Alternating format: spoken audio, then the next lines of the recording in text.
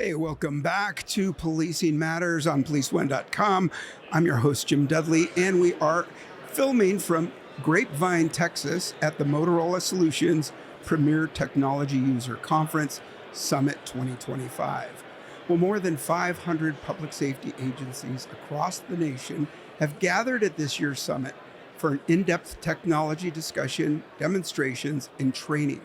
I'm joined by Mike Armitage, the Executive Director of Calhoun County Consolidated Dispatch Authority, and Lashinda Stair, First Assistant Chief retired from Detroit Police and Director of the North American Industry Team with Motorola Solutions. Well, welcome both. Thank you for Thank having you. us. Yeah, great to have you. Today we're going to be discussing what Motorola Solutions and its customers refer to as a Protected Places program. Well, Mike, I want to start with you. Can you dive into why you decided to get started with the program and what it entails? Yeah, absolutely. So I think we all know that there is so much data available now out there that could aid in a public safety response. And our challenge in the dispatch center is being able to bring that data into the dispatch center and also relay that out to the responders. So we looked at the Command Central Aware as a product to help us bring in some of that data to the 911 center. And specifically, the goal of this project was to be able to bring in school cameras.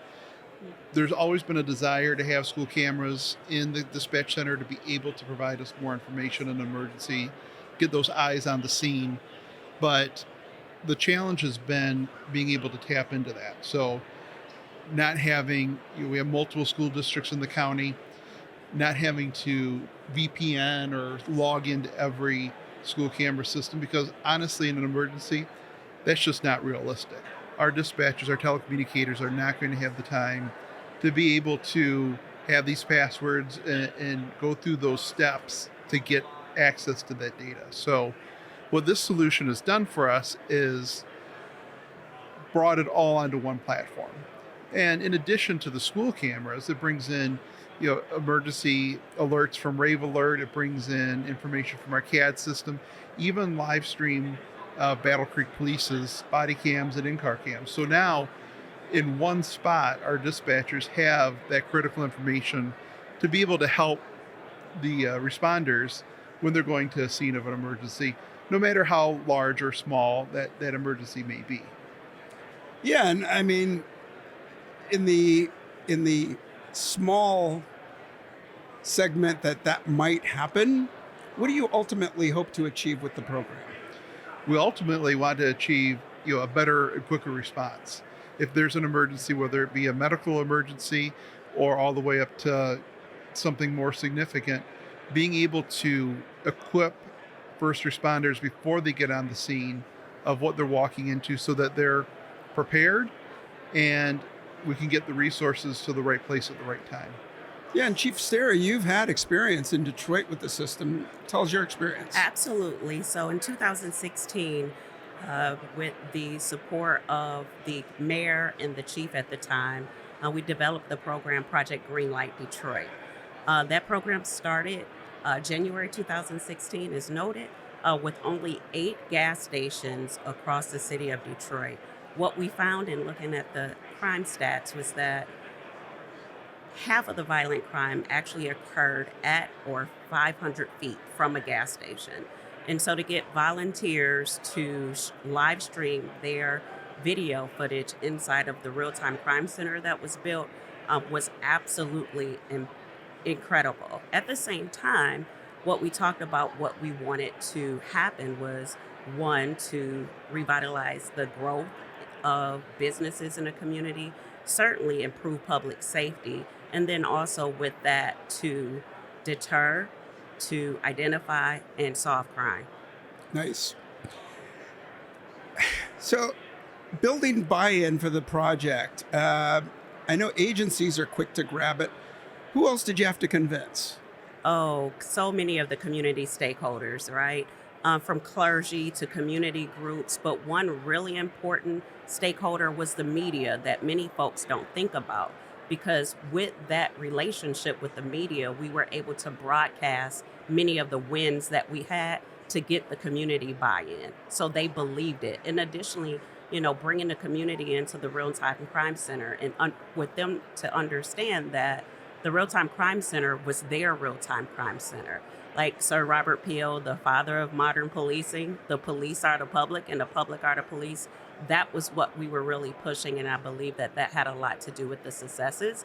And like I said before, we started with 8 gas stations, and today Detroit has over 1,000 businesses, schools, churches, strip malls, stores, party stores, all those type of venues participating in the program. Yeah, and Mike, I love how you expanded that. It's not just a pull when emergency hits. It's a prevention. So Robert Peel, one of his first tenets was prevention. Yes. is a goal of police. So Mike, you talked about not just for those critical incidents, but for other times. Tell us about it. Yeah, and I'll start off actually by saying, complimenting the city of Detroit on their public facing effort on this, because I grew up in Southeast Michigan, so I was familiar with Project Greenlight. And we went into this project in Calhoun County kind of with the narrow focus really of connecting schools.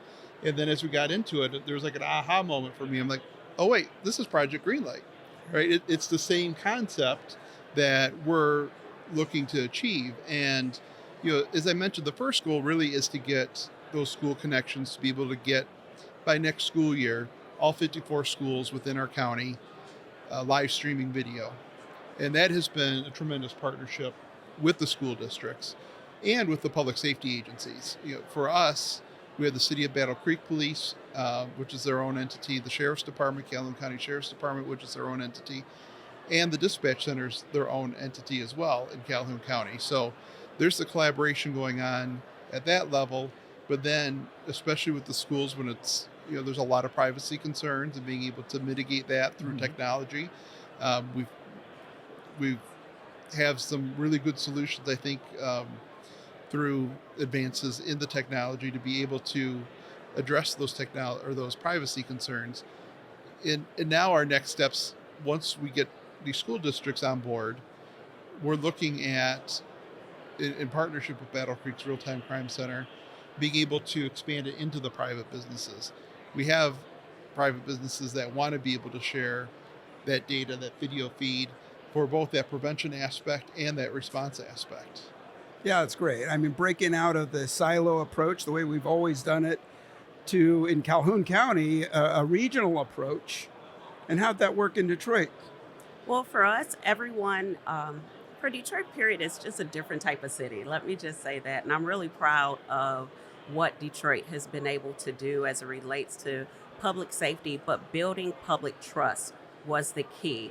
And so when you talk about public trust and collaboration, to the point where you have citizens demanding that certain businesses become a part of Project Greenlight, again, the police are the public and the public are the police. Well said. Well, what's your hope for expansion, Mike? Any other ideas? Yeah, I see this continuing to grow. Once we, beyond, I mentioned there's so many data points, even beyond what we discussed with cameras, but being able to, again, get this information in front of the dispatchers in real time with minimal effort on their end is huge. And we're working with the Battle Creek Real-Time Crime Center to be a data backup for us, so that not only is its data available in the dispatch center, it's also available in the Real-Time Crime Center to be able to really work on those crime prevention and also bettering the responses. So I think we're seeing, just in the infant stages without much public splash on this, we're already seeing private entities wanting to be able to share their cameras and being able to share that information. So I do see that this program in Calhoun County is already beginning to grow and expand beyond the school districts. Nice. Well, it's aptly named Protected Places, and I want to thank Chief Lashinda Stair and Mike Armitage for your time today and telling us about how well it's doing in Calhoun County and great track record in Detroit as well. Thank you. Thank you.